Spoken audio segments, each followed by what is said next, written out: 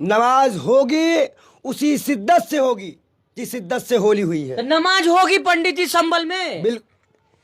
तो इस्तीफा देने को तैयार है डीएमएसपी, और जब वो इस्तीफा दे तो यहाँ लिखवाएं कि मैं मजबूरी वक्त अपने कार्य नहीं कर पाया। भी मस्जिदों पर 544 मस्जिदें हैं और 146 ईदगाह हैं। उन सभी पर सभी के जिम्मेदार लोगों से संबंधित पुलिस कार्मिकों और प्रशासन के लोगों द्वारा वार्ता हो गई है। न केवल पासपोर्ट जब्तीकरण बल्कि पासपोर्ट की जब्तीकरण की बात नहीं होती है।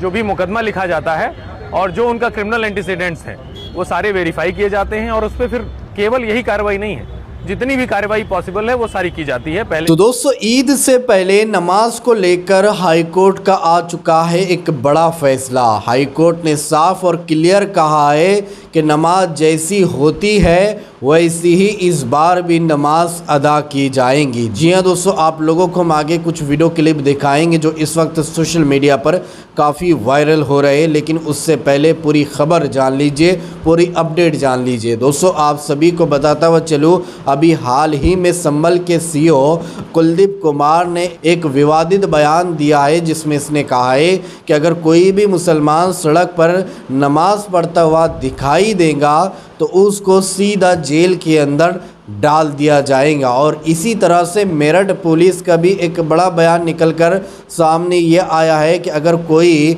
मस्जिद के अंदर बड़ी तादाद में नमाज़ पढ़ते हुए दिखाई देगा या रोड पर नमाज़ पढ़ते हुए दिखाई देगा तो उसका पासपोर्ट जब्त कर दिया जाएगा। और भी मुसलमानों को खुली धमकी दी गई है, खुली चेतावनी दी गई है कि रोड पर कोई भी नमाज अदा नहीं करेगा। अगर कोई नमाज अदा करेगा तो उस पर सख्त से सख्त कार्रवाई की जाएंगी और उसको सीधा जेल के अंदर बंद किया जाएगा। दोस्तों, हाई कोर्ट ने अपना फैसला सुनाते हुए संभल के सीओ को फटकार लगाई और इन लोगों को चेतावनी दी है कि अगर नमाजियों की तादाद बढ़ने से कानून व्यवस्था आप संभाल नहीं पा सकते हैं तो आपको इस्तीफा दे देना चाहिए या फिर संभल से तबादला कर देना चाहिए। जी हाँ दोस्तों, इस तरह से हाई कोर्ट ने अपना फैसला सुनाया है और इन सभी को फटकार लगाई है। आप सबसे पहले ये वीडियो क्लिप देखिए। इलाहाबाद हाई कोर्ट ने नमाज को लेकर मुसलमानों को धमकाने वाले अधिकारियों को सख्त चेतावनी दी है। कोर्ट ने संभल के डीएम और एसपी से कहा कि अगर आपको लगता है कि मस्जिद में नमाजियों की संख्या बढ़ने से कानून व्यवस्था बिगड़ सकती है तो अपने पद से इस्तीफा दे देना चाहिए या फिर संभल से बाहर तबादले की मांग करनी चाहिए।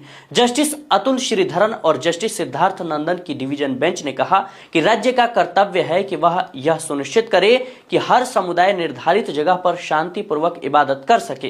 दरअसल उत्तर प्रदेश में ईद से पहले ही नमाज को लेकर मुसलमानों को खुलकर धमकियां दी जा रही हैं। बीते दिनों संभल के सीओ कुलदीप कुमार ने चेतावनी देते हुए कहा था कि अगर मस्जिदों के बाहर कोई सड़क पर नमाज पढ़ता हुआ मिला तो उसके खिलाफ कड़ी कार्रवाई की जाएगी। इसके अलावा सड़क पर खुलकर होली खेलने वाले मेरठ के एसपी अविनाश पांडे ने कहा कि ईद के दिन सड़क पर नमाज पढ़ने वालों पर न सिर्फ मुकदमे दर्ज किए जाएंगे बल्कि उनके पासपोर्ट भी जब्त कर लिए जाएंगे। ऐसे में अब हाईकोर्ट ने कड़ा रुख अपनाया है और ऐसे तमाम अधिकारियों को चेतावनी दी है। इस रिपोर्ट को लेकर आपकी क्या राय है कमेंट बॉक्स में जरूर बताएं। देखते रहें मिल्लत टाइम्स।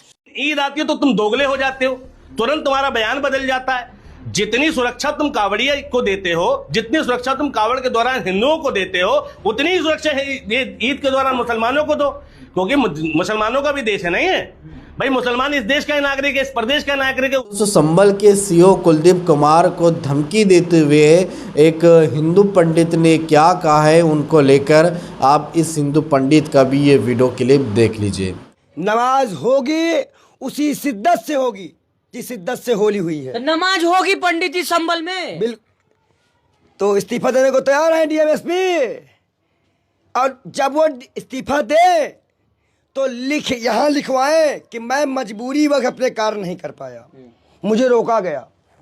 इस तरह की घटना पूरी तरह से समाज को बांटने का काम कर रही है। सीओ साहब, आप एक संवैधानिक पद पे बैठे हो।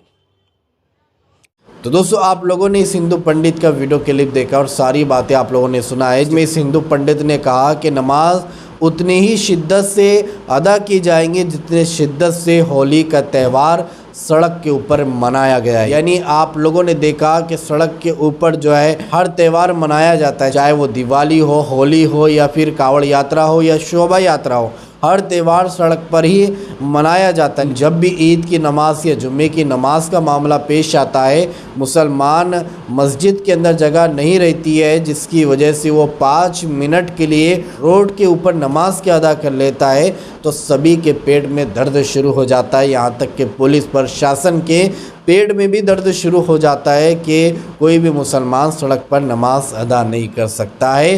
अगर कोई नमाज अदा करेगा तो उसको जो है तुरंत जेल के अंदर बंद किया जाएगा।